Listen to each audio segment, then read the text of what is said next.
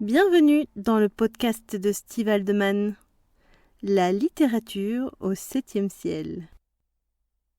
Bonjour à tous, j'espère que vous allez bien. Aujourd'hui, ce podcast est consacré aux artisans du BDSM. Alors, le BDSM est un acronyme qui regroupe de nombreuses activités différentes dont certaines peuvent se pratiquer sans accessoires. C'est le cas des relations de domination où les maîtresses et maîtres sont susceptibles de faire vibrer leur partenaire avec peu de choses, du moment qu'ils sont de talent. Il suffit d'une laisse, d'une assiette de lait, d'une pince ou d'un foulard, c'est-à-dire de choses qui se trouvent facilement à la maison. On peut aussi faire sans. Pour introduire une ambiance ou un peu de tension, le léchage suffit, les regards comptent, l'assurance prime, et il n'y a besoin que d'un peu d'imagination pour bien faire. Mais d'autres pratiques nécessitent de disposer de matériel, et même de matériel bien choisi et de qualité. C'est le cas du bondage, par exemple. Il est possible d'utiliser des liens en coton, et il y a des inconditionnels du chanvre, notamment parce que c'est une corde qui pique un peu, sauf à ce que l'usure l'ait adoucie, mais je pense que la majorité des initiés vous diront que le nylon, souvent moins cher, n'est pas adapté à tous les usages, notamment parce qu'il est susceptible de brûler la peau lors des frottements. Si l'on peut souvent pratiquer avec un budget réduit, en se procurant des sextoys relativement répandus, la passion amène certains à installer chez eux un cadre sensuel et esthétique qui peut aller jusqu'à l'aménagement de pièces entièrement dédiées au BDSM, qu'on appelle parfois des donjons. Pour aménager ce genre de salle, il faut du matériel. À ma connaissance, le marché des accessoires BDSM est relativement confidentiel en France et il est souvent le fait d'artisans passionnés. C'est eux que je désire mettre en lumière aujourd'hui au travers de témoignages. J'ai donc eu le plaisir d'interviewer 3 artisans qui se sont spécialisés dans ce domaine. D'abord une femme préférant témoigner sous son pseudonyme, La Dame, qui commercialise ses créations notamment via le site sensueletmarquant.com. Puis vous entendrez le témoignage de David, de la boutique Cuir et Chuchotement, et enfin Estelle, de Divine Insolence, vous dira comment elle envisage ce métier pas comme les autres. Commençons sans plus tarder. Bonjour la dame, puisque c'est votre pseudonyme. Merci d'avoir accepté mon invitation pour enrichir de votre expérience cet épisode consacré aux artisans du BDSM. Bonjour, c'est avec plaisir. Je vous invite à vous présenter et à nous dire quelles sont vos diverses activités. Donc, moi, c'est la dame, donc c'est le pseudo sous lequel je suis connue. J'ai 37 ans, donc je suis dominatrice depuis un peu plus de 10 ans en lifestyle, pas professionnel. Mes activités, donc je suis créatrice d'instruments BDSM, artisanaux, donc faits à la main, principalement à base de cuir et de bois. D'accord, c'est les matériaux que vous aimez travailler, le cuir et le bois. Oui. Pourquoi le bois et le cuir ? Alors déjà parce que c'est des matières nobles qui me parlent beaucoup, c'est des matières très vivantes. Moi je suis fétichiste du cuir, donc forcément j'ai voulu me tourner vers ça. C'est des matières résistantes aussi, qui vont durer dans le temps. C'est des matières qui ont vraiment un toucher particulier et qui vont pouvoir un peu ajouter aux sensations qu'on va donner lors des impacts. Voilà. D'accord. La question que je me posais quand je vous ai demandé pourquoi le bois et le cuir, c'est est-ce que ça a un rapport avec votre parcours antérieur, avec le métier que vous avez fait ou que vous auriez fait dans le passé ? Non, pas du tout. Ça a été vraiment par passion que je me suis tournée vers ces matériaux-là. À ce que j'ai compris des conversations qu'on a pu avoir au préalable, votre parcours qui vous a amené à devenir artisan et à créer des objets dans le cadre du BDSM est lié à votre parcours de dominatrice. Oui, tout à fait. C'est vraiment par passion que j'ai décidé de créer mes propres instruments et ensuite de les vendre. Ce que j'aime, c'est vraiment faire vivre des sensations, des nouvelles choses, pouvoir explorer la sensorialité, pouvoir mêler le plaisir et la douleur, pouvoir aller loin dans la douleur aussi, d'une manière sécuritaire. C'est ça qui m'a poussée à vraiment vouloir créer des instruments moi-même. Et pourquoi ? Parce que ce que vous trouviez sur le marché ne vous satisfaisait pas ? Oui, c'est ça. Il n'y avait pas assez de diversité, ça n'explorait pas assez de sensations. Moi, je voulais explorer. C'était pas forcément de bonne qualité non plus pour certains. Donc les matériaux de prédilection, vous m'en avez parlé, c'est essentiellement le bois et le cuir. Vous travaillez pas d'autres matériaux? Alors si, je travaille avec de l'acier inoxydable, notamment pour les pics des paddles vampires. Je travaille aussi alors avec de temps en temps d'autres matériaux comme le PVC, le plastique, quand c'est des usages qui vont apporter quelque chose en plus par rapport aux matières habituelles. Et pour vous, ça représente un temps plein, votre Alors oui, activité d'artisan? pour moi c'est un temps plein. Je vais passer beaucoup de temps dans mon atelier à créer, à imaginer des nouveaux accessoires aussi, et le reste du temps, je vais le passer pour répondre aux clients, pour voir les commandes personnalisées, s'il y a des désirs et des choses comme ça. Alors justement, ce qui serait intéressant, c'est que vous nous parliez un petit peu de ce que vous créez plus particulièrement. Est-ce qu'il y a des instruments particuliers que vous préférez travailler ou est-ce que c'est à la demande? Est-ce que c'est en fonction des demandes de vos clients? Est-ce que vous faites du sur-mesure, ce genre de choses? Alors, j'ai principalement une gamme de produits déjà constituée. Après, moi, je suis toujours ouverte à la personnalisation et aux commandes spécifiques s'il y a un désir particulier. Des fois, je sais que je reçois des demandes pour, par exemple, rajouter des pics ou des choses comme ça sur des articles qui n'en ont pas forcément. Ce que je vais travailler surtout, c'est les paddles vampires, donc des paddles qui sont faits pour le blood play, donc pour faire saigner. Donc c'est des jeux un peu extrêmes. Mais je travaille sur toute une catégorie de niveau de douleur, d'ailleurs que j'ai mis sur mon site, pour pouvoir correspondre à des personnes plutôt débutantes qui veulent s'initier à certains plaisirs. Par exemple, je fais des couteaux en bois pour faire du knife play, donc les jeux de couteaux, mais sans risquer de couper, pour avoir les sensations. Par exemple, en les mettant au frigo, on peut avoir la sensation de la lame froide, des choses comme ça. Euh, Jusque, du coup, aux paddle vampires qui vont être vraiment dans le côté extrême de l'autre côté. A priori, vous, en tant que dominatrice, vous êtes plutôt adepte de ces jeux-là. C'est pour ça que vous avez créé ces outils-là. Quand je dis adepte de ces jeux-là, c'est adepte de jeux qui sont plutôt extrêmes, enfin que vous qualifiez vous-même de plutôt extrêmes. Oui, c'est ça. Je suis quelqu'un qui aime beaucoup aller vers la douleur. C'est quelque chose qui, voilà, m'apporte beaucoup, avec forcément des gens consentants et qui veulent aller dans ce sens-là également.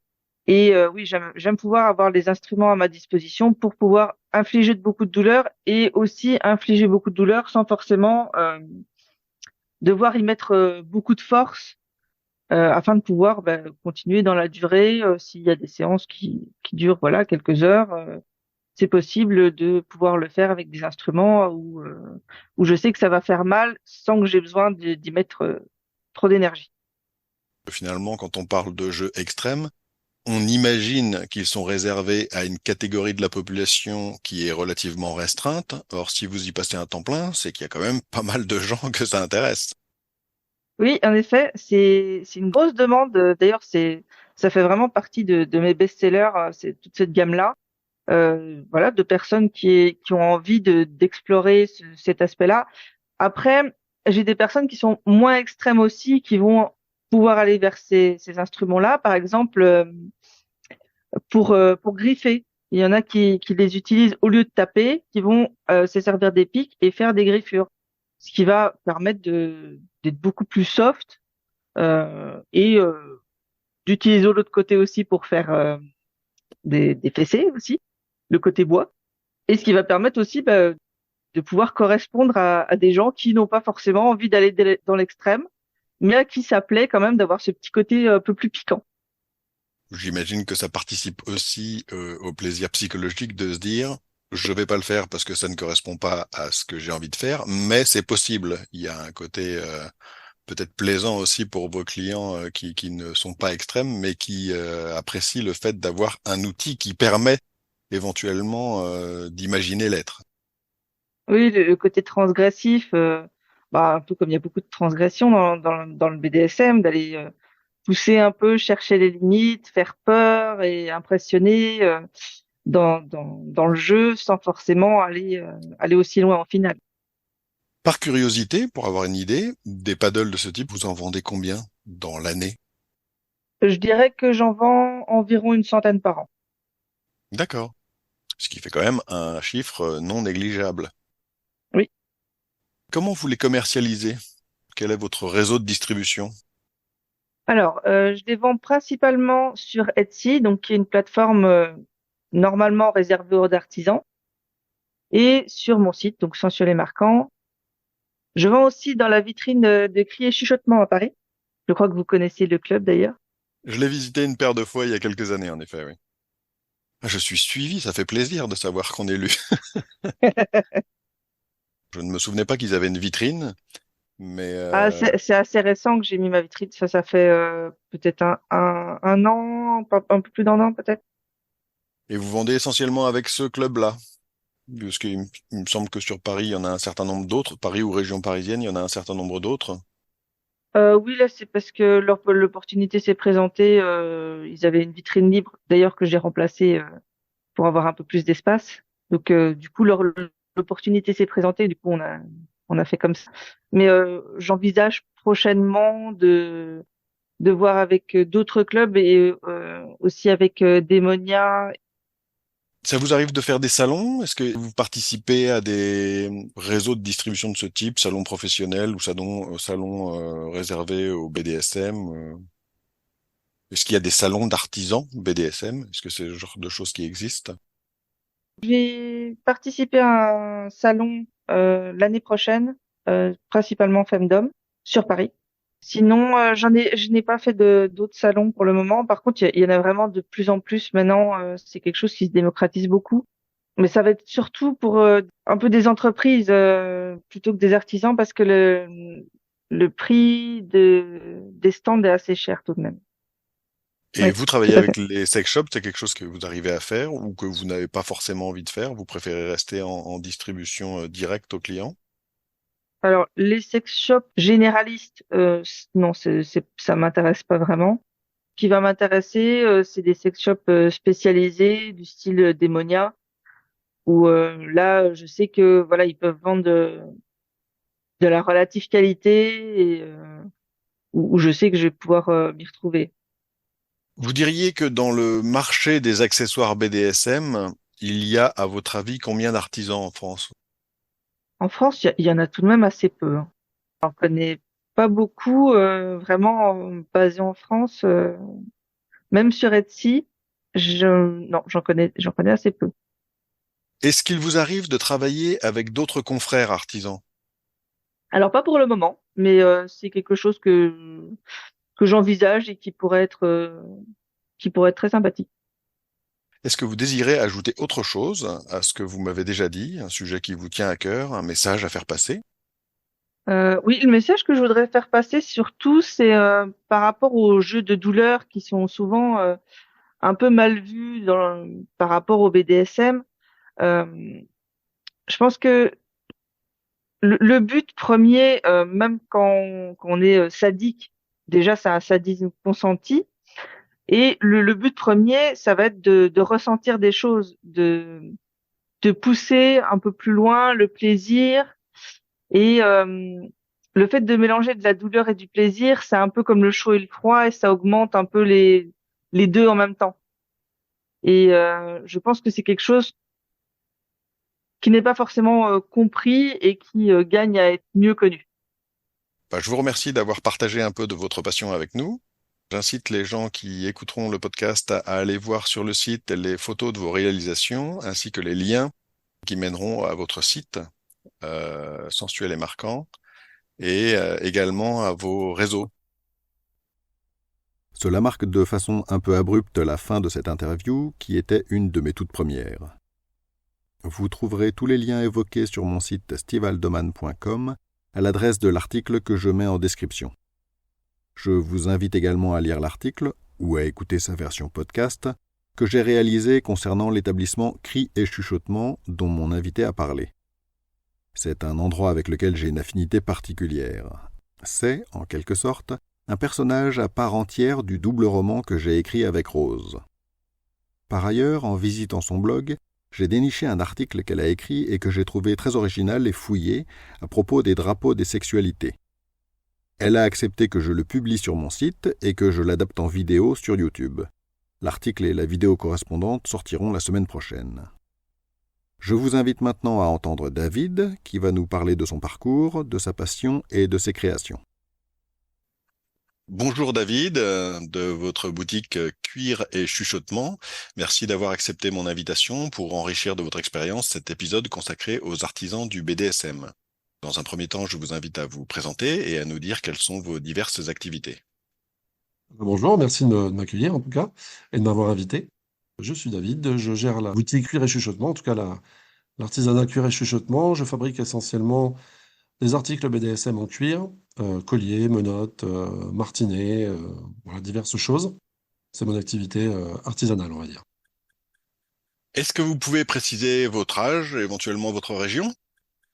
Oui, bon, j'ai 50 ans et je suis en Normandie, dans la région de Rouen, enfin dans l'agglomération de Rouen. Depuis combien de temps faites-vous cette activité d'artisanat? Alors, j'ai commencé en 2019 et je suis micro-entrepreneur inscrit à la Chambre des métiers et de l'artisanat de Normandie depuis 2020. Donc, ça fait un petit peu plus de 3 ans maintenant que je suis réellement artisan, entre guillemets. D'accord. C'est une activité qui fonctionne bien, qui marche bien? C'est une activité qui fonctionne bien et qui fonctionne même de mieux en mieux. Là, j'ai créé mon réseau et puis avec les réseaux sociaux, notamment Instagram, mon compte a pris un peu plus d'ampleur. Et donc, je suis un petit peu mieux référencé, on va dire. Et du coup, je- ça marche bien. Enfin, je suis content. Pouvez-vous nous parler de votre parcours et nous dire ce qui vous a amené à fabriquer des objets pour la pratique du BDSM, ce qui peut paraître étonnant de prime abord. En tout cas, c'est un marché de niche, on pourrait penser, en ce qui concerne le cuir.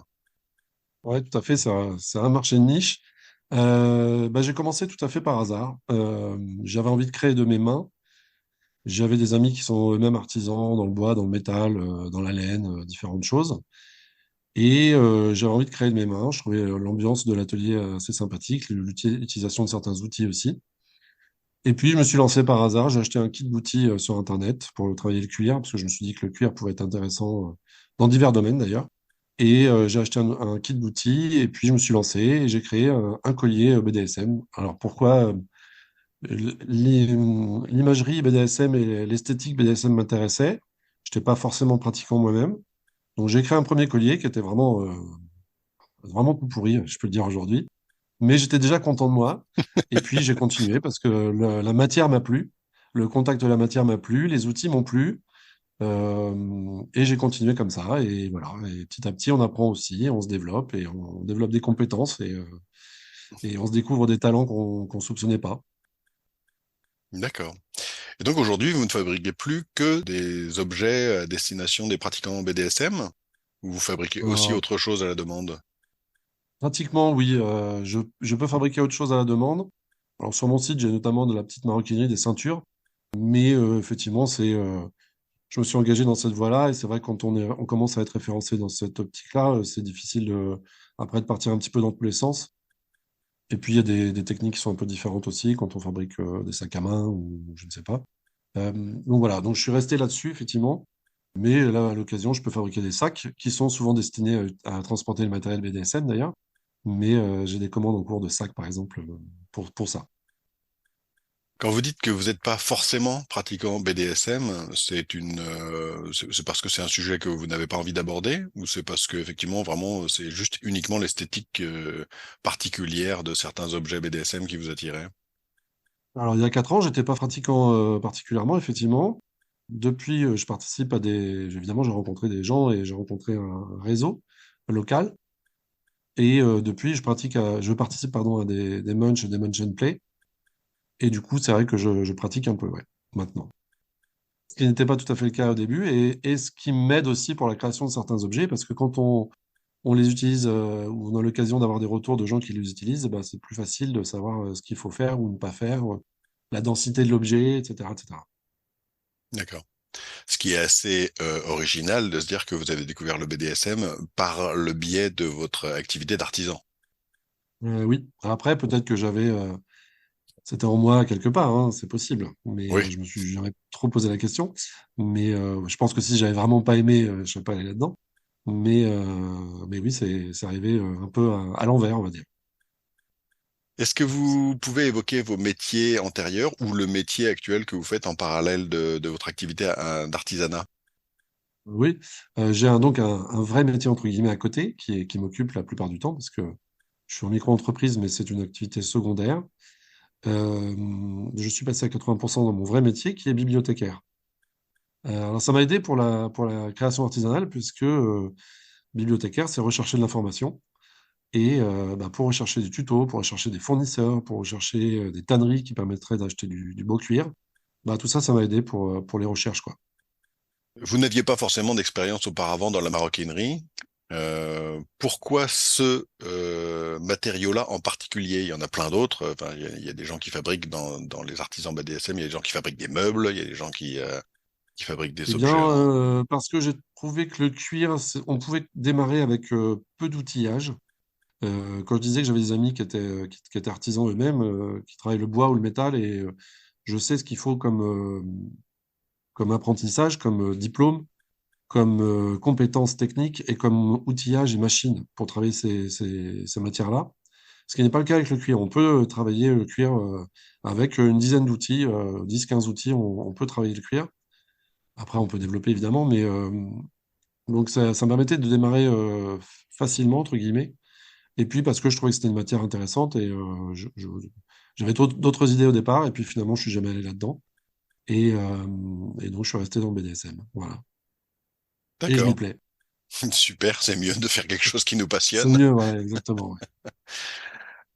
Le BDSM ayant une aura un peu sulfureuse, en particulier en France, est-ce que cette activité d'artisan dans le cadre du BDSM a eu un impact sur votre famille, sur votre entourage, sur vos amis? Alors non, j'ai souvent beaucoup de questions et les gens sont curieux, mais pas négativement, on va dire. Bon, en tout cas, les gens qui discutent avec moi sont pas dans la négativité. Je pense que ceux qui sont pas du tout, qui apprécient pas du tout, viennent pas me voir, tout simplement. Au niveau de mon travail, j'ai eu des questions, des choses comme ça, mais jamais de commentaires négatifs. Au niveau de ma famille non plus, j'ai mes enfants qui savent ce que je fais. D'ailleurs, j'ai mon fils qui passe souvent, qui passe la tête dans l'atelier, parce que l'atelier se trouve juste à côté de la cuisine, donc forcément, voilà. Il passe la tête, il vient voir, mais il ne me pose pas de questions, mais ils savent. Et puis, autour de moi, ouais, j'ai vraiment beaucoup de curiosité, mais vraiment pour savoir comment ça se passe, quelles sont les relations possibles entre les gens, est-ce que c'est pas de la violence gratuite, vraiment des choses comme ça. Et souvent, les gens comprennent bien et sont assez ouverts, je trouve, finalement. Donc voilà, pour ce que je connais, en tout cas pour les gens que je côtoie. Pour préciser, vos enfants, ils ont quel âge à peu près? Alors, mes enfants sont grands, ils ont 18 et 21 ans. Donc voilà, c'est pas des bébés. Mais ils sont au courant. Et j'ai déjà des amis de ma fille qui étaient à la maison quand j'étais en train de faire des choses. Alors, j'ai pas beaucoup de place dans mon atelier, donc parfois je me mets sur la table de la salle. Et qui étaient là quand je travaillais, qui m'ont posé des questions. Qu'est-ce que vous faites? Ah oui, ah bon, c'est intéressant, tout ça. Donc, c'est amusant, même les jeunes hein, sont pas fermés là-dessus. Et puis à cet âge-là, ils ont la curiosité et l'ouverture d'esprit nécessaire, il faut imaginer en tout cas, Oui, il faut l'espérer. oui, ouais, tout à fait.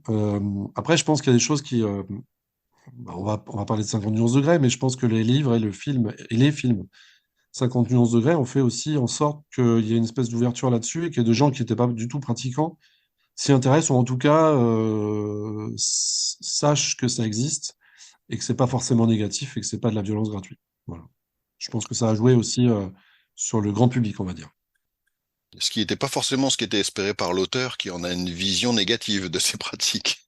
Oui, c'est une vision américaine, donc bon, voilà. Oui, sans doute, mais j'avais fait une formation dans le cadre de mon métier sur la littérature érotique, et des chercheurs avaient travaillé sur le 50 nuances, et effectivement, ça a eu un impact plutôt positif dans le sens où les gens ont pu découvrir des pratiques qu'ils n'envisageaient pas ou qu'ils voyaient effectivement de façon négative, et ils ont changé d'avis sur la question, donc c'est bien. Oui, c'est bien. Question annexe, est-ce qu'il vous arrive de travailler avec d'autres artisans, des collègues qui font pour faire des commandes groupées ou pour faire par exemple, pour que vous puissiez faire la partie cuir d'un meuble de contrainte, par exemple? Alors, j'ai déjà eu des discussions avec des artisans, des collègues artisans, sur la fabrication de meubles ou quelqu'un qui travaille l'os et la corne pour faire des manches, par exemple, de martinet. Mais pour l'instant, c'est jamais allé au-delà de la discussion et jamais au-delà de ah, ça serait bien que. Voilà. C'est pas engagé, mais en tout cas, oui, c'est une possibilité. Peut-être dans le futur, ça arrivera. Mais pour l'instant, j'ai pas fait de, de travail en binôme avec un autre artisan sur des créations comme ça. Ce métier, cet artisanat vous plairait au point, si vous en aviez la possibilité, d'en faire un travail à temps plein, ou ça reste une passion, que vous n'avez pas envie de développer plus que ça? Si j'avais la possibilité, notamment d'engranger plus de commandes et plus d'argent, oui, ça serait une possibilité. Mais je travaille tout à la main. Je couds, toutes mes coutures sont faites main. Et du coup, c'est un temps qui est incompressible. Donc, je peux pas produire en grande quantité vite, ce qui est problématique quand on veut vendre beaucoup. Après, on peut aussi augmenter ses tarifs de façon assez importante, ce qui fait qu'on peut vendre quelques pièces et vendre bien. Et on est sur un autre positionnement après, sur un positionnement un petit peu plus luxe, ce qui est pas inintéressant non plus. J'envisage de réduire mon temps de travail à mon vrai métier pour le cuir. J'ai déjà fait une première étape en passant à 80%. J'envisage de le faire parce que j'ai de plus en plus de commandes et que j'ai des délais qui s'allongent et que ça m'embête pour moi et pour les clients. Mais pour l'instant, voilà. Pour l'instant, je suis là-dessus. J'ai du temps un petit peu plus sur le travail du cuir. C'est une envie, mais est-ce que ça verra le jour? Je ne sais pas encore. Alors, parlons maintenant un petit peu de votre production, hein, votre passion à proprement parler. Alors justement, qu'est-ce que vous fabriquez? Quelles sont les pièces que vous préférez? Quels sont les articles que vous préférez fabriquer et pourquoi? Je crois que j'ai pas de préférence de pièces. J'ai beaucoup de commandes de colliers, ça c'est vrai. J'aime aussi faire des liens, des menottes, des liens de cheville. Il y a pas longtemps, j'ai eu un ensemble de contraintes qui étaient intéressants à fabriquer. J'aime bien aussi les challenges parfois, même si des fois je me dis, bah, je vais pas être capable de le faire. J'ai déjà refusé des commandes parce qu'il y a des choses que je suis incapable de faire ou je voyais pas du tout techniquement comment c'était possible de les faire. Ça pas arrivé souvent, mais c'est arrivé. Euh, Par exemple, je ne sais pas fabriquer de fouet parce que je ne sais pas tresser le cuir et que j'ai pas le temps d'apprendre. J'aimerais bien apprendre ça, mais pour l'instant, j'ai pas le temps. J'aime bien, là, j'ai découvert une façon de fabriquer des martinets à la florentine. Donc, ce sont des martinets qu'on utilise à deux mains, avec chacun, dans chaque main un martinet. Ce sont des petits martinets relativement courts. J'ai découvert cette technique et j'aime bien en fabriquer. J'aime un peu tout, en fait. J'aime fabriquer des masques, j'aime fabriquer. Il y a des cuirs que j'aime moins travailler que d'autres, qui sont moins agréables à travailler. Les cuirs vernis, par exemple, sont très jolis, mais ils sont assez mous, entre guillemets. Et ils sont un petit peu plus difficiles à travailler. Mais c'est vrai que quand on les utilise, après, ça fait un bel objet. Donc, c'est intéressant aussi de les utiliser. Ouais, j'ai pas d'objet préféré. C'est vraiment la matière elle-même qui m'intéresse. Et quand on utilise des beaux cuirs, ce que j'essaie de faire en tout cas, j'utilise des cuirs qui viennent d'Italie et aussi des cuirs de France. J'utilise des cuirs de saumon qui viennent de France, par exemple. Des cuirs de Mais saumon. du cuir de saumon, tout à fait. Alors, Oui. j'en ai pas vu beaucoup en BDSM qui utilisaient ce genre de cuir. C'est un cuir très fin, mais qu'on utilise en doublure avec un autre cuir de vache classique. Et ça donne un aspect particulier, effectivement. Ça a un côté un peu serpent, on va dire. Et c'est une start-up lyonnaise. Il y en a d'autres en France, mais là où je me fournis pour l'essentiel, c'est là, dans une start-up lyonnaise, pardon.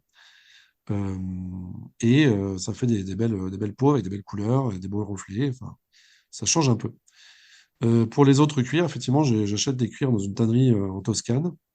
Et ces cuirs-là sont très agréables à travailler, sont de très belle qualité, qui prennent une belle patine. Et du coup, c'est vrai que quel que soit l'article, hein, j'ai envie de dire que je vais faire avec, de toute façon, j'apprécie travailler ces cuirs. D'accord, Voilà, on c'est sent une que réponse un peu de Normand, mais non, pas forcément, on sent que c'est le matériau qui vous plaît. ah oui, ben j'ai pu tester au début quand j'achetais, j'étais pas en tannerie, j'achetais sur une boutique qui vendait un petit peu de tout. Et quand j'ai acheté la première fois dans cette tannerie-là et que j'ai comparé les cuirs et que j'ai commencé à couper dedans, j'ai senti la différence et je me suis dit que ça n'avait rien à voir avec ce que j'utilisais avant et que c'était beaucoup plus agréable aussi à travailler. Donc, forcément, on prend du plaisir quand on travaille une belle matière, D'accord. quelle qu'elle soit, je pense. Et par rapport à vos clients, qu'est-ce que vous préférez? Vendre des objets que vous avez créés vous-même ou vendre ou fabriquer des objets qui vous ont été demandés sur mesure et qui correspondent à un besoin particulier?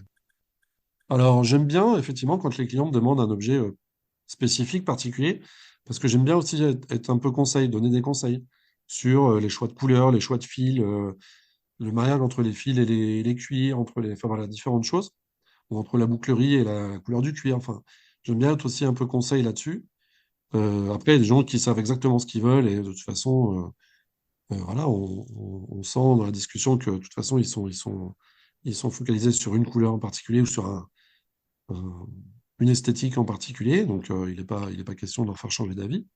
Mais quand les gens savent pas trop, parce que j'ai aussi bien des gens qui débutent et qui ont jamais trop utilisé ce genre d'objet, comme des gens qui sont vraiment très très pointus et très connaisseurs. Donc j'aime bien avoir les deux côtés et j'aime bien. Bah après, quand je fabrique des objets, je fabrique essentiellement à la commande et sur mesure. Soit des choses que j'ai effectivement sur mon catalogue, soit des choses qu'ils ont vues sur mon catalogue mais qui veulent faire modifier, soit des choses qu'ils n'ont pas vues sur mon catalogue et qui me demandent spécifiquement. D'accord.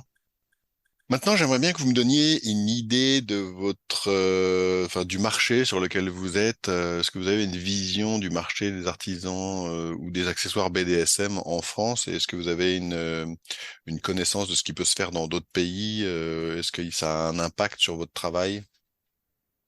Alors je me garderais bien d'avoir enfin, je pense pas avoir une vision globale sur tous les artisans français parce que je connais pas tout le monde.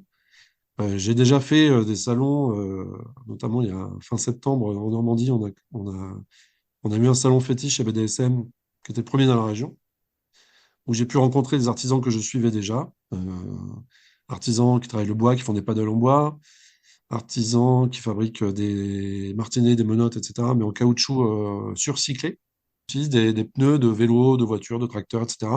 Ce qu'on appelle l'upcycling en anglais, mais en français c'est surcyclé. Et donc ils utilisent ces objets-là, enfin ces déchets-là, entre guillemets, pour les transformer et leur donner une nouvelle vie. Ils font des très belles choses et en plus ils sont très sympas. J'ai pu rencontrer aussi une créatrice de vêtements latex que je connaissais via les réseaux, mais que je n'avais jamais rencontré. Donc voilà. Euh, Il y a vraiment différentes choses. Il y a des gens qui utilisent, comme je vous disais tout à l'heure, de la corne et de l'os pour fabriquer des objets BDSM. Certains le bois pour faire des paddles, pour faire différentes choses. Certains le métal. En France, pas, il me semble pas en avoir vu beaucoup. Je connais un artisan allemand là-dessus, faire des colliers, des contraintes en métal.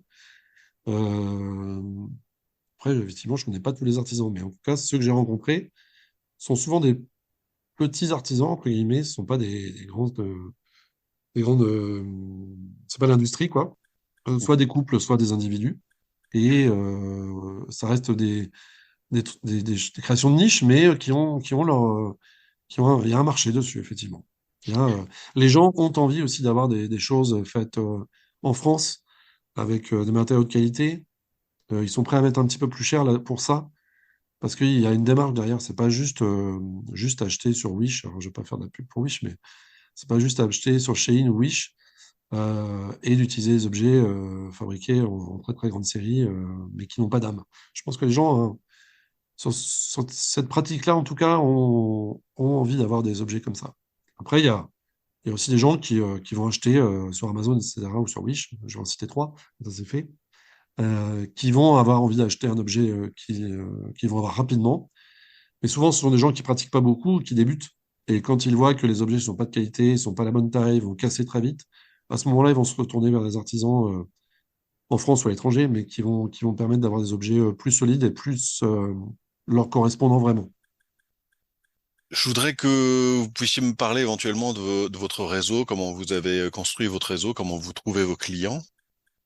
Alors, mon réseau, je l'ai construit en rencontrant des gens tout simplement lors d'un munch, de quelques munchs qui se sont déroulés à Rouen. Et puis, j'ai rencontré des gens comme ça qui me suivaient sur les réseaux. qui avait vu ma boutique. On a discuté. On s'est rencontrés lors d'une autre soirée où là, c'était un Munch and Play organisé dans l'heure, dans une grande demeure. Et puis par la suite, ils ont eux-mêmes organisé des soirées privées auxquelles ils m'ont invité. Et puis, ils ont créé une association par la suite, dont je fais partie maintenant, qui s'appelle le Carré Noir. Et cette association organise des soirées. Donc, ces soirées, effectivement, ça permet aussi de rencontrer des gens, des potentiels clients, entre guillemets, même si je vais pas pour ça. Mais en tout cas, les gens peuvent me voir, me rencontrer, discuter. Des fois, je viens avec des articles que j'ai sous la main parce que j'en ai fait un petit peu en stock et ça leur permet de les avoir en main. Parce que le contact physique avec l'objet et la matière, ça compte aussi. Ça, c'est une chose. Donc, ça m'a permis, moi, de créer mon réseau dans la région, dans la grande région, on va dire. Et pour les clients, ils me trouvent eux-mêmes souvent. C'est-à-dire que j'ai déjà vendu en Australie, en Colombie, aux États-Unis, en Finlande, et ces gens-là m'ont commandé sur mon site, soit en me suivant sur les réseaux, soit pas du tout. Du bouche à oreille, parfois aussi un peu. Parce que des gens ont vu, lors d'une cérémonie, lors d'une soirée, ils ont vu à l'autre bout de la France quelqu'un qui portait une de mes créations.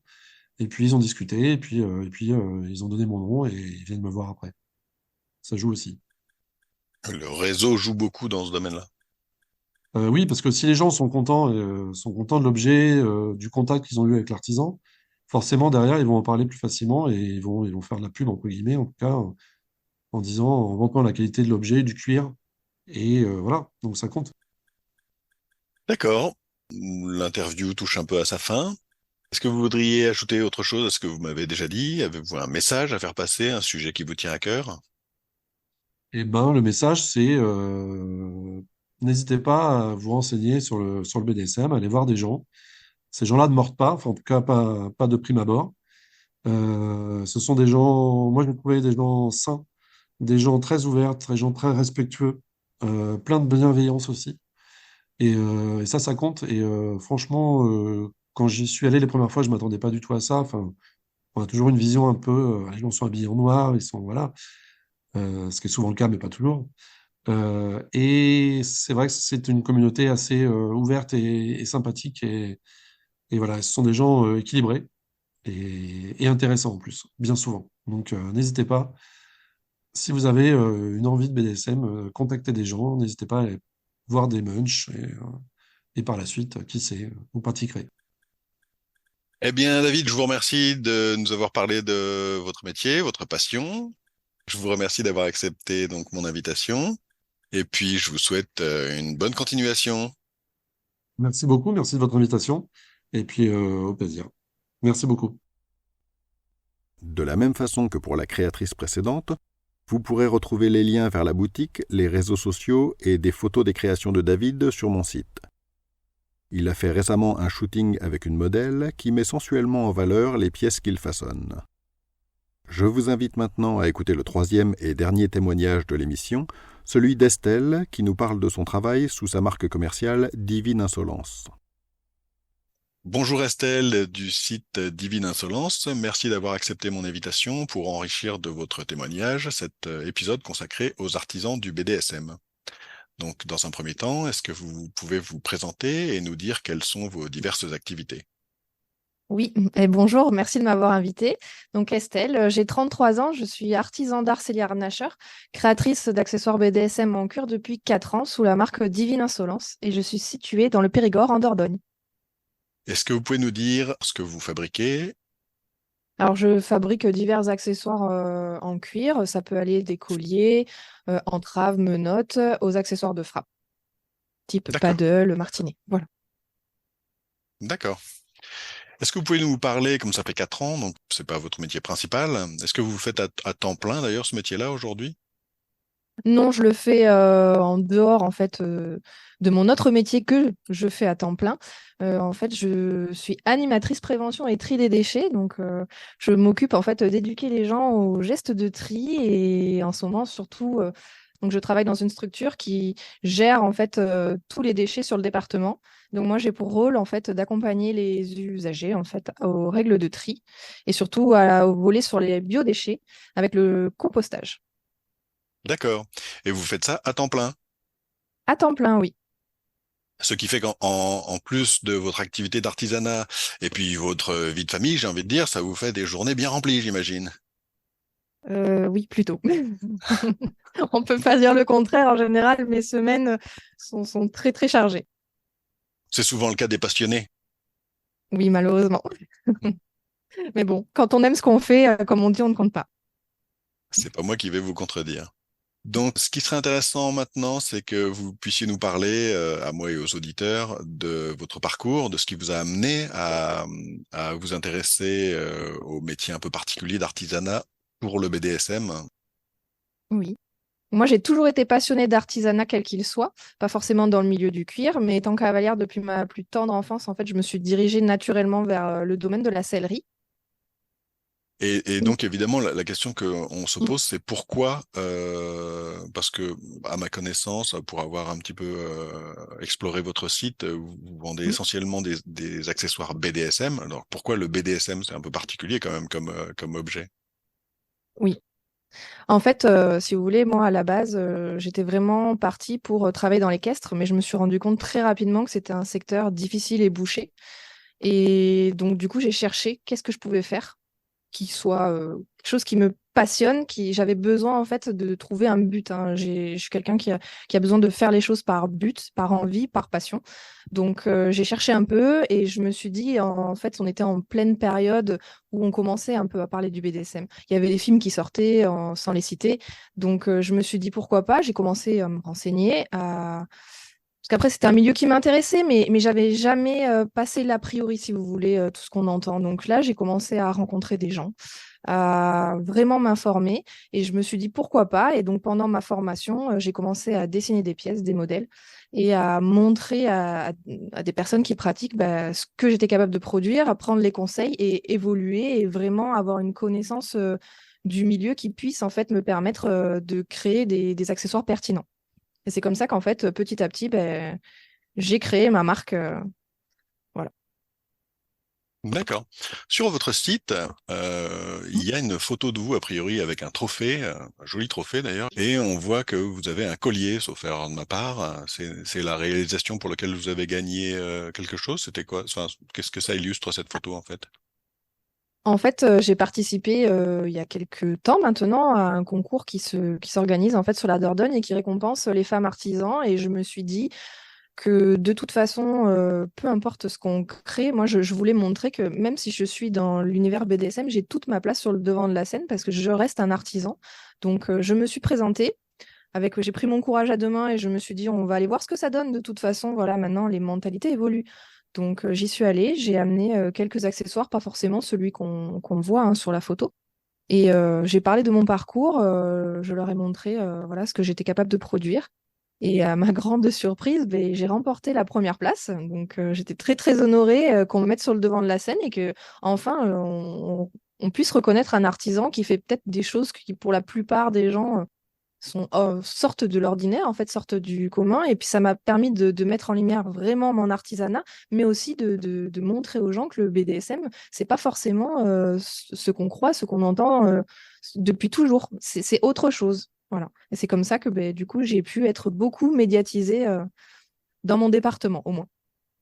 C'était un concours. En fait, c'était un concours organisé par la Chambre des métiers qui couvrait l'ensemble de la Dordogne et ouvert qu'aux femmes dans différentes catégories. Moi, j'ai participé à la catégorie chef d'entreprise de moins de 3 ans. D'accord. Et oui, effectivement, ça peut paraître étonnant enfin, en tout cas, moi, ça m'étonne qu'il y ait eu une ouverture d'esprit de la Chambre des métiers par rapport à ce métier-là et que ça vous ait permis de gagner, en fait, hein. On aurait pu imaginer, encore aujourd'hui, malheureusement, que du fait du sujet, ou, on va dire, sulfureux, il vous aurait mis de côté, mais c'est bien, je trouve ça super. Enfin, ça m'étonne très positivement, pour être tout à fait honnête. Mais je comprends et je m'y attendais pas du tout parce que c'est vrai que dans le discours qu'avaient les interlocuteurs, enfin ceux qui présentaient le concours, Je regardais mon compagnon et je lui disais non, mais je ne gagnerai pas, c'est pas possible. Je pense qu'il y a trop de clichés que véhicule le BDSM. Et quand on a annoncé mon nom, je suis un peu tombée des nues et on m'a énormément félicité. Et c'est vrai que ça m'a offert, en fait, vraiment, ça m'a donné une visibilité énorme qui m'a permis de passer même à la télé, à la radio. Et j'ai toujours été très bien accueillie. Donc bon, les mentalités changent, c'est ça qu'il faut voir. C'est super, ouais. C'est un Oui. bon exemple, en tout cas. Donc, la question que je me posais, c'est votre passion pour j'allais dire, l'équitation et puis la sellerie, peut-être, j'imagine, puisque quand vous vous êtes présenté, vous me disiez que c'était, enfin, vous vous présentez pas comme créateur d'accessoires BDSM. Vous vous présentez comme, je me souviens plus exactement comment vous m'avez C'est dit lié à d'ailleurs. Harnacher. C'est lié à Harnacher. Cellier harnacheur, voilà. Bon, Oui. ce qui est drôle d'ailleurs, parce que du coup, vous harnachez pas que des chevaux avec vos Non, créations, je en veux dire. général, non. En général, j'harnache des gens. Voilà. Mais ce qui est drôle, enfin, là, dans l'esprit, c'est amusant.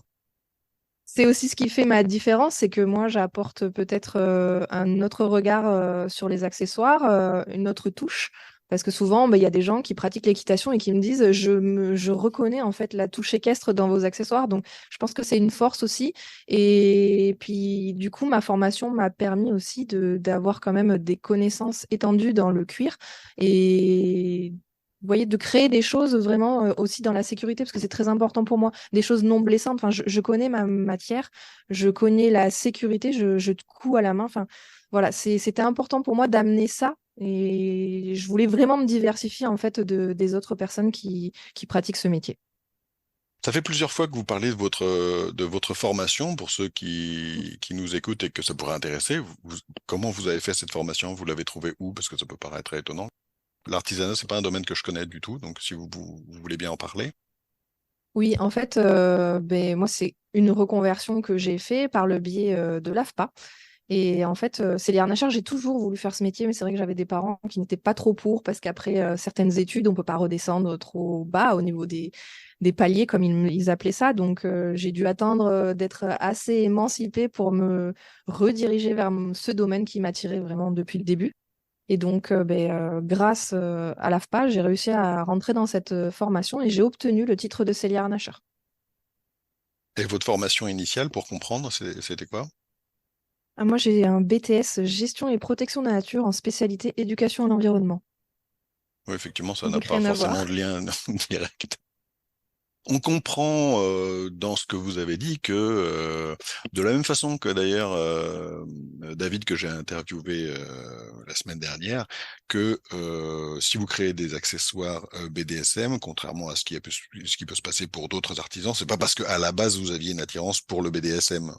C'est votre passion pour l'artisanat qui vous a amené à vous intéresser à ça par opportunisme, j'ai envie de dire, pour trouver un marché en fait, si je résume bien la situation. Alors, de base, peut-être oui, mais avec le recul, plus du tout. Parce que il faut être honnête, aujourd'hui, je n'en vis pas, hein. C'est vraiment un métier passion. Et puis moi, je suis aussi passionnée par l'humain. J'ai la chance d'avoir une grande sensibilité, peut-être qui me permet aussi de capter très très vite ce que les gens attendent. Donc c'est assez pratique parce que c'est vrai que mes clients sont pas forcément à côté, hein. Donc voilà, enfin, aujourd'hui, c'est de la passion pure. Et après, le BDSM, je veux dire, moi, je suis quelqu'un de très ouverte au niveau jugement.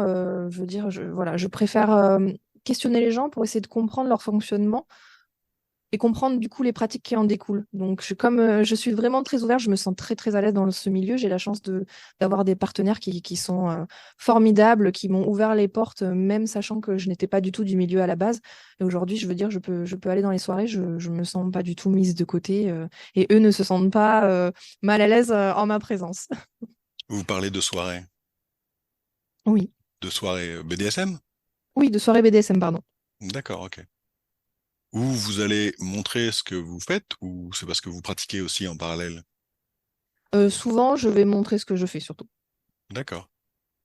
Une question que je me posais après que vous ayez présenté votre activité tout à l'heure, vous disiez que vous aviez un métier, donc votre métier principal à temps plein, et que vous exercez en parallèle votre activité d'artisan que j'appelle l'artisan BDSM, donc de sellier harnacheur. Et la question que je me posais, c'est que manifestement, vous avez été médiatisé, vous me l'avez dit, vous êtes passé à la télé, à la radio. Le concours vous a donné une visibilité manifestement très intéressante.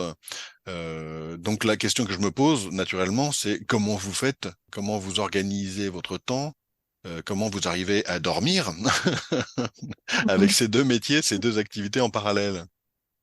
Oui, bah en fait, je suis plus qu'à temps plein dans mon autre activité, parce que je fais un 39 heures, mais j'ai la chance du coup d'avoir pas mal de RTT.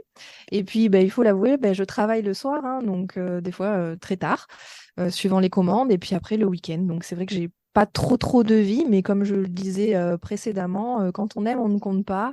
Donc voilà, je travaille beaucoup.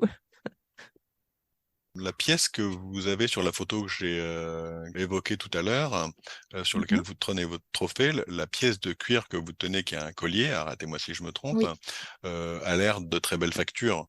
Quel est oui. votre positionnement, vous, dans les accessoires BDSM? C'est plutôt du luxe? Alors du luxe, j'irai peut-être pas jusque-là, mais du très haut de gamme. Vraiment, j'avais envie de proposer quelque chose qu'on ne trouvait pas forcément sur le marché. Donc, et puis moi, j'ai aussi besoin en fait de créer des choses qui me ressemblent. Et moi, j'aime les belles choses, j'aime les pièces uniques. J'ai pas envie forcément de vendre quelque chose à un client et d'avoir un autre client qui m'achète la même chose et puis qui se rencontre en soirée et ah ben oui, on a la même chose. Non, moi, j'avais vraiment envie que ça soit de l'unicité. Donc, j'ai essayé voilà de proposer quelque chose. Voilà, je voulais sortir aussi de cette société de consommation dans laquelle on est et proposer vraiment des pièces qui me ressemblent, des pièces qui ressemblent à mes clients, parce que beaucoup aussi me contactent pour faire du sur-mesure et développer leurs projets. Donc, je suis très à l'écoute de ça et c'est ce qui me passionne. Et puis en plus, refaire la même chose en permanence des séries, c'est trop redondant pour moi, ça m'ennuie énormément. Donc, j'essaye vraiment voilà, de proposer des choses vraiment qui me ressemblent. Donc, au niveau du marché, ben, voilà, j'ai des concurrents qui font un peu la même chose, mais moi, vraiment, je me positionne sur du très haut de gamme, de la qualité, parce que j'ai pas envie forcément que mes clients reviennent en me disant, bah, écoutez, on a eu un problème sur la pièce, c'est cassé. Non, non. Bon, j'ai un service après-vente quand même, je garantis mes pièces, mais depuis que j'exerce, j'ai jamais eu de problème encore. Donc voilà, je propose quelque chose qualité et unicité. D'accord. Donc, vous faites essentiellement du sur-mesure finalement. Oui, oui. Bah, en grande partie, après, comme vous pouvez l'avoir vu sur mon site, j'ai quand même des propositions parce qu'il faut bien sûr que les gens voient ce que je suis capable de faire. Et puis, il y en a certains qui n'ont pas forcément d'idée, hein, ils cherchent juste un collier, ils ont un coup de cœur et puis ils l'achètent. Donc, j'ai quand même quelques pièces que j'effectue en série, d'autres en série très limitée et d'autres en pièces uniques. En particulier avec le cuir, j'imagine, mais encore une fois, c'est pas mon métier, mais en particulier avec le cuir, qui est quand même un matériau relativement rigide, hein, on n'est pas sur quelque chose d'élastique. Un collier n'ira pas, un collier qui va sur quelqu'un n'ira pas sur le cou de quelqu'un d'autre, par exemple. Ben oui, en fait, moi, je suis quelqu'un qui a, comme je vous ai dit, qui accorde beaucoup d'importance à ce que je produis. Donc, moi, mes cuirs, je vais les sélectionner directement en tannerie, hein. Je choisis des cuirs français et j'ai la chance d'avoir une tannerie dans mon département. Donc, je m'y déplace régulièrement. Et il est très important aussi de faire attention à la qualité des cuirs parce que ça va quand même sur une peau. Et de nos jours, on fait très attention maintenant à ce qu'on met sur notre peau. Donc, moi, je choisis des cuirs de grande qualité avec des tannages végétaux qui sont plus respectueux des peaux sensibles. Mais ma passion, de toute façon, c'est de faire de belles pièces et de satisfaire les clients, qu'ils soient contents, qu'ils reviennent. Enfin, moi, quand je croise des gens en soirée qui me disent qu'ils ont un collier de chez moi, que je le vois porter, enfin, c'est ma plus belle récompense. Quand je vois dans leurs yeux, ou même qu'ils me disent j'en suis ravie, j'ai aucun, enfin, qu'il n'y ait aucun problème, qu'on vienne pas me dire oui, j'ai eu une casse. Enfin, moi, c'est quelque chose que j'ai pas du tout envie d'entendre. Donc, parfois, je me dis même, je suis folle, je vends parfois à perte tellement je passe du temps sur les petits détails, mais moi, je ne peux pas vendre quelque chose qui pour moi n'est pas parfait. J'ai ce besoin-là, c'est mon ADN et vraiment, ça, mon entreprise me représente. C'est de la qualité, voilà, une sélection de cuir, une sélection de matériaux. Je veux pas avoir une boucle qui casse. Enfin, il y a certaines pratiques où on n'a pas besoin en fait d'avoir du parasitage dans la tête en se disant est-ce que mon collier va tenir, est-ce que mon harnais va pas le lâcher en voilà, ça peut mettre en danger vite. Donc moi vraiment, vraiment j'ai beaucoup, je tiens beaucoup à, j'ai une grande importance en fait vraiment à la qualité des pièces que je vais ressortir. enfin, vous avez une telle passion dans ce que vous dites qu'on a l'impression que pour vous, une façon de participer à ce qui va se passer avec vos créations, hein, finalement. Oui, bah finalement, oui, comme vous dites, moi, je veux dire, mes pièces, elles sont quand même centrales dans la vie des gens, dans leur pratique, donc je participe un petit peu, oui. Est-ce qu'il y a des accessoires que vous appréciez particulièrement de fabriquer? Est-ce qu'il y a certains types d'objets qui vous motivent plus que d'autres? J'adore les accessoires type paddle parce que ça allie, il n'y a pas que du cuir, il y a aussi du bois. Je travaille le bois et je me suis formée, je suis allée voir un petit coutelier qui est pas loin de chez moi pour qu'il m'apprenne en fait à travailler le bois et parce que je tiens vraiment à maîtriser le processus de A à Z. Donc je fabrique même mes manches en bois et j'adore parce que c'est jamais les mêmes. Il y a une diversité énorme au niveau des formes, des coloris et allier ces deux matières, je trouve que ça sort des pièces d'une qualité exceptionnelle. La fixation du cuir sur le bois, c'est pas forcément quelque chose. Moi, je bricole pas mal, hein. Oui, Pas, ouais, je pas, sais. pas dans pas d'une façon toujours luxueuse, hein. Je suis plutôt dans le blocos parfois, j'ai envie de dire, hein, à la maison. Mais la fixation du cuir sur du bois, là, pour le coup, alors que je bricole un petit peu, c'est quelque chose je saurais pas comment faire. Mais j'ai cherché longtemps, j'ai fait beaucoup d'essais, j'ai gaspillé pas mal de cuir, pas mal de bois, et j'ai enfin trouvé un petit truc, mais du coup, je ne le dirai pas. C'est mon secret. Vous avez raison. Secret professionnel. Oui, oui, je ne transmets pas ce genre de choses parce que je suis la seule en fait à créer les accessoires, les paddles, ma collection de paddles. Vous n'en trouverez pas d'autres comme ça. D'accord, bah, c'est bien. Vous êtes, Oui, c'est mon empreinte, c'est mon ADN. vous êtes trouvé un domaine dans lequel vous avez un monopole. Voilà. Mais bon, j'aimerais quand même qu'il soit plus connu, parce que c'est vrai que j'ai un peu du mal. Le marché français est un peu compliqué. D'accord. Bah écoutez, si cette interview peut y contribuer, pourquoi pas? Vous Oh, pourrez ben oui. m'envoyer des photos que je publierai. Avec grand plaisir. Ce qui m'intéresserait maintenant, c'est que vous me parliez un petit peu de votre vision du marché des accessoires BDSM en France. Est-ce que vous, en parallèle, vendez à l'étranger? Comment vous vendez? Comment vous vous êtes fait votre réseau? Comment vous avez trouvé vos clients? Vous pouvez me parler de ça? Le réseau, parce que c'est par là qu'on commence, hein, mais il faut aller frapper aux portes, hein, il faut aller se présenter, il faut montrer de quoi on est capable. Donc, j'ai trouvé des petits partenaires pas trop loin de chez moi, j'ai de la chance.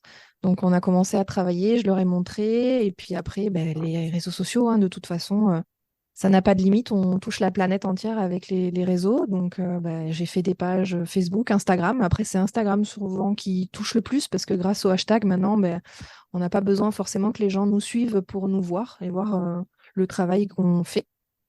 Après, au niveau du marché français, bon, c'est un peu compliqué parce que c'est vrai que peut-être je suis pas encore très très très connue, hein, je grappille petit à petit du terrain. Mais après, peut-être que parfois les prix, on va dire, bloquent les gens parce qu'aujourd'hui, c'est vrai qu'on est plus dans la consommation. Beaucoup de gens ne connaissent pas aussi le cuir, faut le dire. Donc, pour eux, il n'y a peut-être pas forcément de différence entre ce que moi je vais proposer et ce qu'ils peuvent acheter sur AliExpress, hein, malheureusement. Donc, il faut éduquer l'œil et puis il faut aussi que les gens puissent toucher. Donc, j'envisage, hein, j'espère pouvoir faire des salons parce que c'est vrai que sur photo, on se rend pas compte de la qualité. Et j'ai beaucoup de gens qui voient sur photo et puis quand ils touchent, ils me disent, ah oui, c'est différent de ce qu'on a l'habitude de voir. Donc, c'est un petit peu la limite qu'on a avec Internet, les écrans, tout ça. Quand vous dites que vous avez tapé aux portes, vous avez tapé à quelle porte?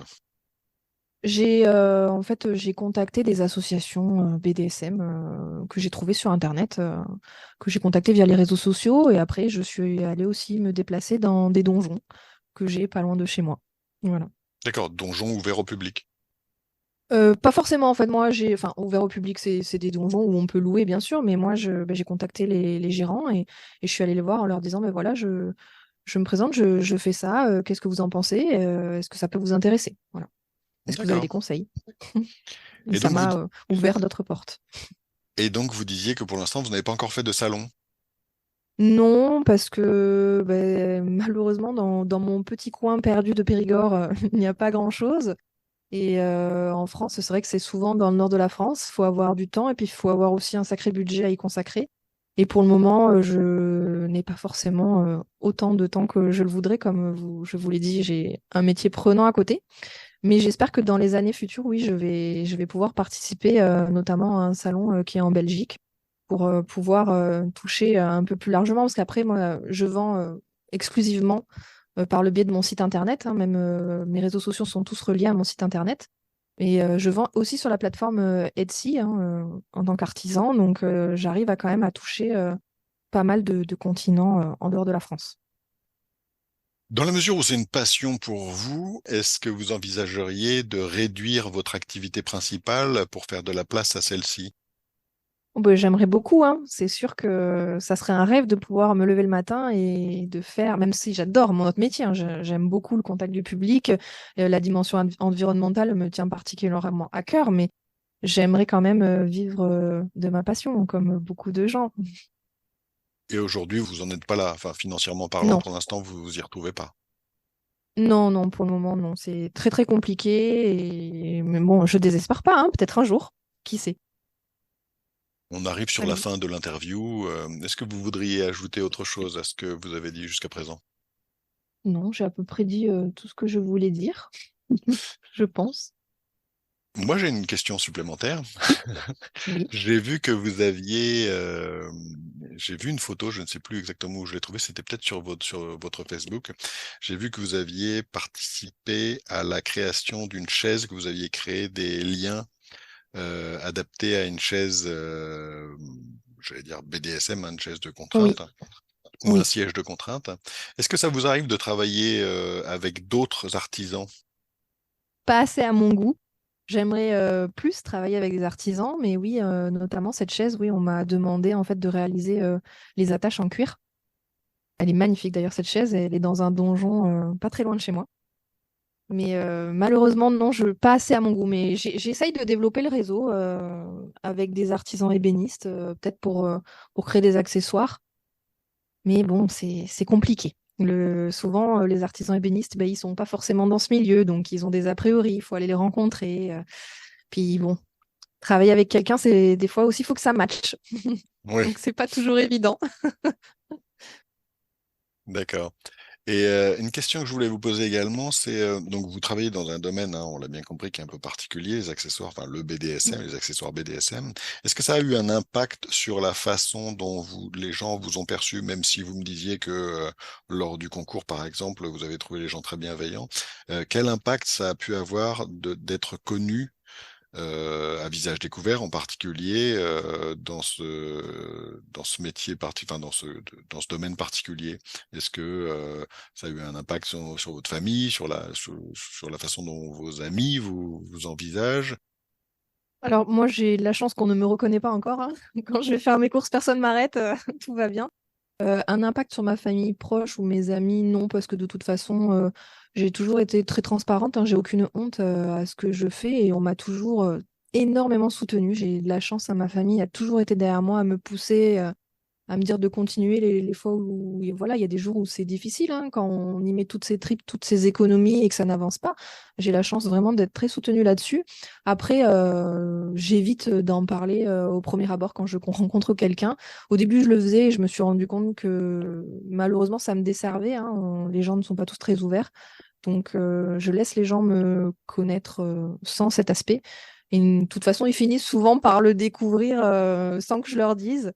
Et le fait qu'il m'ait connu, ça change pas grand-chose en fait. Ça rajoute un petit truc, mais bon, ça change pas leur vision. J'ai la chance vraiment que ça n'impacte pas vraiment ma vie. Et puis pour les gens que ça dérange, eh ben, c'est pas grave, hein, ils peuvent continuer leur chemin. Et bien sur ce, c'est la fin de cette interview. Je vous remercie d'y avoir participé, d'avoir éclairé un peu avec votre parcours particulier. Et puis, bah, je vous souhaite une excellente continuation. Je vous remercie beaucoup. Bonne continuation à vous également. Voilà, c'était la dernière interview de cette émission. Des informations complémentaires à propos de Divine Insolence vous attendent également dans l'article sur mon site. Je remercie encore une fois mes 3 invités d'avoir participé à ce podcast, c'était une expérience très agréable. Vous pouvez découvrir les liens en description pour approfondir les sujets dont j'ai parlé. Si vous avez écouté cet épisode en podcast, je vous invite à vous rendre sur mon site stevehaldeman.com pour y trouver les liens en question, d'autres articles ainsi que les romans que Rose et moi avons écrits et ceux qui seront bientôt publiés. Je vous souhaite une excellente journée et à bientôt dans un prochain numéro.